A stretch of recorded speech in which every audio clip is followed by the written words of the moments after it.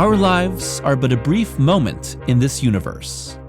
Brian K. Vaughan and Cliff Chiang's 30-issue Image Comics series Paper Girls is bursting with imagination and countless twists and turns that bewilder both readers and characters. It's a time travel adventure steeped in nostalgia and built like a roller coaster. Paper Girls dazzles and confounds, but at its heart, it's all about its 4 central characters, caught in the most formative time of their lives and only able to depend on each other to survive.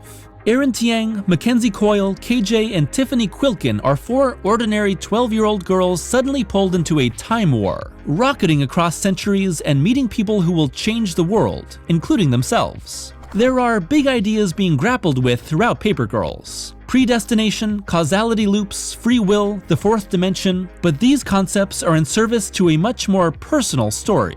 Published from October 2015 through July 2019, Paper Girls uses time travel and a very literal interpretation of intergenerational conflict to tell a story about choosing what to do with the limited time we have in our short lives. Paper Girls begins in the early hours of November 1st, 1988, as Erin, Mac, KJ, and Tiff are out delivering newspapers in the Cleveland suburb of Stony Stream when they suddenly have a run-in with time travelers, witness an interdimensional invasion, and are soon on the run from a legion looking to capture them. Our girls don't know why this is all happening, and neither do we. Vaughan throws us headlong into confusion right alongside the characters, and we're forced to suss out details on our own. This is the Time War. A battle between the old-timers, a group from the near future who believe that the past should never be changed, and the teenagers, a group from the far future who wants to make changes in the hopes of creating a better world. Our Paper Girls' trip through time ends up playing a crucial role in this war, but really they just want to get back home. Along the way, each of the 4 girls is given the gift of self-awareness by seeing their futures and realizing just how short life really is and how disappointingly banal real life can be. It comes at a crucial time. Being 12 years old means you're not a child anymore, but you're still not a teenager. The things you care about, the friends you make, the ways you choose to behave can shape the rest of your life. Now think about what you were like when you were 12. Did you realize any of that? No. And at the start of the story, our Paper Girls don't either. This wild adventure is less about understanding a complex and morally murky universe, and more about understanding the complex and morally murky self.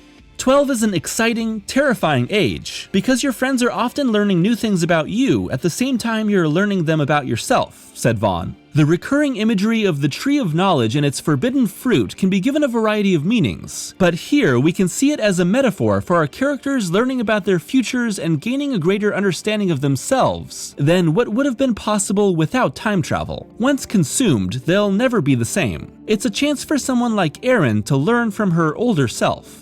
Hey, you want to do something for me? For us? You stay friends with these girls. I honestly don't think I ever even talked with another paper girl after that hell morning back in '88. I was never brave enough to put myself out there and try to get to know badass kids like them. The world is a terrifying place, more than I ever realized. But if I had my whole life to do over again, that's literally the only thing I'd change. I'd stop being so afraid of other people.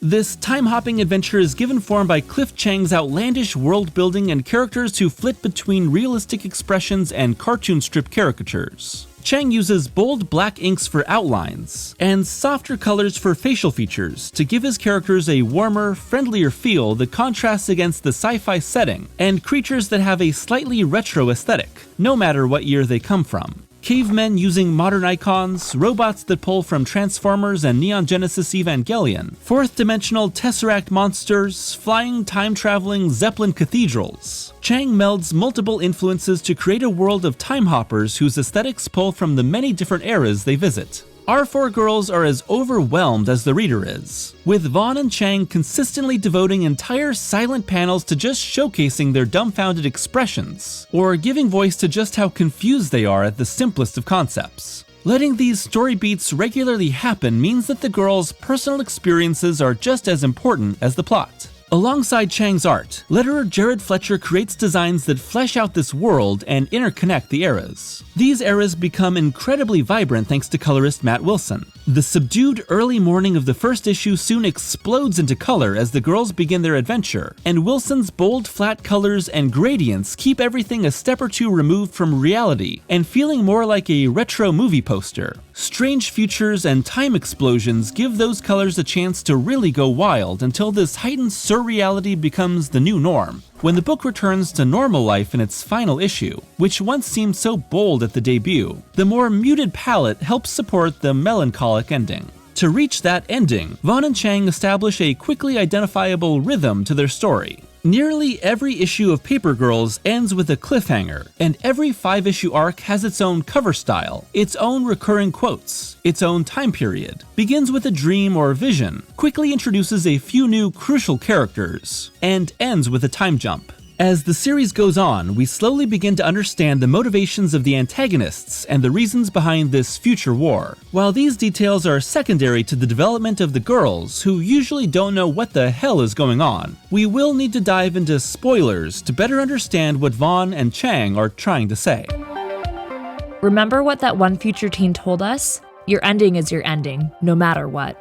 At first glance, and certainly within its first 5-issue arc, Paper Girls plays with nostalgia, weaponizing the 80s resurgence that has been popularized in contemporary kids on bike stories like Stranger Things and It. But when the girls are shot through time, nostalgia recedes and the 80s are contrasted against multiple time periods to highlight the fleeting nature of childhood and the merciless progress of growing older. It just so happens that 1988 was also the year that author Brian K. Vaughan was 12 years old, growing up in the Cleveland suburb of Rocky River. 1988 suddenly feels like a whole lifetime ago, reflected Vaughan. I wanted to write about my memories of being 12 while I could still remember them. I think whatever kind of adult you end up being is largely formed in the year that you were 12. Unlike other recent products of 80s nostalgia, Paper Girls doesn't glamorize 1988, and the era's difficult politics and general resentment toward what could be described as the other, whether that's being a girl taking on what was primarily seen as a male profession, or being a member of the LGBTQ community during a rather homophobic time, are contrasted against a more progressive, if not perfect, future. When we look back at that period, we either look back with rose-colored glasses or we think about the kitschy, fun elements of it, said Vaughan. There's a lot of dark sadness of the late 80s. I just wanted to be honest about that period. One of the girls in the first issue uses a particularly hateful, homophobic slur. A lot of readers found that horrifying, rightfully so. It is something that I look back on with my own childhood with horror. The 1988 of Paper Girls exists as one moment within the massive timeline of the series, and is also subject to the real-world hindsight of both author and reader. So when the girls make their first time jump and land in the then-contemporary time period of 2016, they immediately gain the reader's perspective on themselves. When they jump back to prehistoric times, which is being influenced by bits of technology falling through a time fold, the forward march of time is shown to be even more extreme. This is then followed by a trip to the dawn of the year 2000, and a robot battle reflecting Y2K fears that seem trivial in comparison to the true national tragedies that would soon follow. The next jump shoots them to 2171, witnessing a nearly unrecognizable stony stream that highlights just how short their lives are compared to the timeline of the world. This is all capped off by a final arc that scatters the group across time to emphasize their need for each other and the bonds that have been formed, regardless of era. Jumping around in time, whether it's the 1980s, 11,000 BCE, or even 2016, gives us perspective on where we are now, said Chiang, and that's one of the best things about science fiction. That perspective, and the future, is female. The cast of Paper Girls is almost entirely made up of women, with only a couple select male characters rounding out the story. Most specifically, the mysterious grandfather, whose connection to the girls and own lack of self-awareness play critical roles in ending the war. Vaughan's story isn't a tale of men versus women or an analysis of gender. It's just that Paper Girls is predominantly a story about female relationships. Those relationships grow deeper, some becoming romantic, some spanning millennia, but they all center on women young and old helping each other survive in a harsh world. And as for 4 guys creating a story about 4 young girls, the authenticity of their portrayals can be called into question given their experience, but at least the creators are willing to poke fun at themselves. Every generation seems to resent or misunderstand the ones that came before and after it, creating conflict due to differing beliefs and experiences. This is taken to an extreme in Paper Girls, as the intergenerational conflict becomes a literal time war. Neither side is totally in the right, but the conflict emphasizes the importance of progress and growth, embracing the future and rejecting the stagnation of nostalgia. You can choose to be trapped in the past, wishing things were like they used to be, but not only is that impossible, it's a lie. The nostalgic past was never as good as you thought it was. Paper Girls refuses to idealize childhood in order to emphasize that. Each of its main characters are struggling with the very real byproducts of being a messy person raised in a messy family in a messy world. Each of the girls changes in crucial ways through their shifting relationships with one another and the experiences made possible through time travel. As adults, we can look back on our younger selves and see how far we've come, or how we wish we could have done things differently.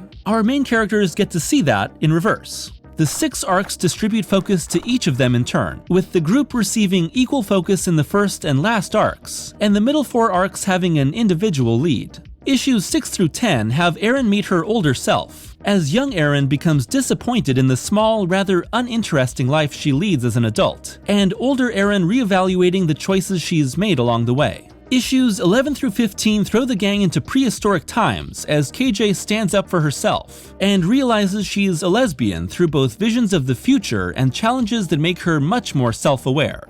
Why would I kiss a... Oh, that's why.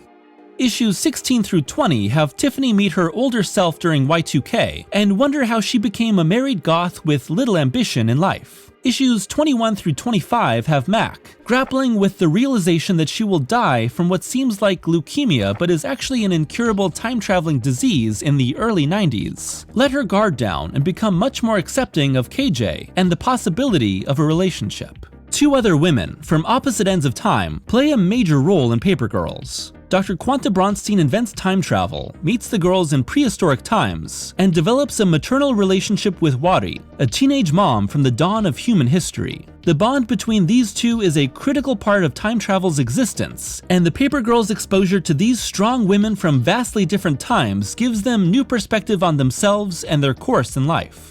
I mean, how the F did I end up taking classes about supply-side economics? When I was your age, I wanted to make things. I wanted to be like an inventor or an engineer.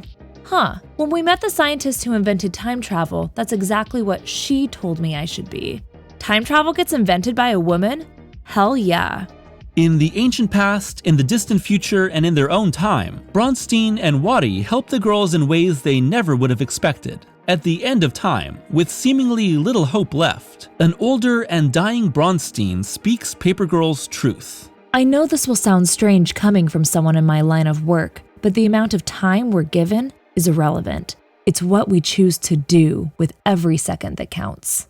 With the help of the girls and their far distant future clones, comics, I know, the time war comes to an end, but at a cost. The girls must have their memories erased and be returned to the morning it all started, never knowing what they've seen and done. Vaughan and Chiang end Paper Girls on a bittersweet note, but with the hope of a better future. Despite having completely lost their memories, Erin, Mac, Tiff, and KJ are different now, which is shown by reliving their early morning paper route and making slightly different choices. KJ is becoming more in tune with her feelings. Tiff starts making decisions for herself. Mac is developing feelings for KJ, but doesn't know she's destined to die young. And in the biggest change of all, Erin keeps them all together just a little longer. The choice to be vulnerable contrasted against the massive, indifferent universe. Wait, you guys, hold up. Hey, I'm not sure about you, but I don't have to start getting ready for school for like another hour. Want to ride together a little longer? The fruit of the Tree of Knowledge has been eaten, and despite losing their memories, the Paper Girls have matured and maybe even changed their futures, at least a little. The universe is wide, and our time on Earth is short, but maybe we can make it something special. Maybe the girls will stay friends. Maybe the future can be better. Maybe we can all change. Maybe the people we grow to be will be the people we want to be. Maybe, if we make the most of what little time we have. Maybe, just maybe.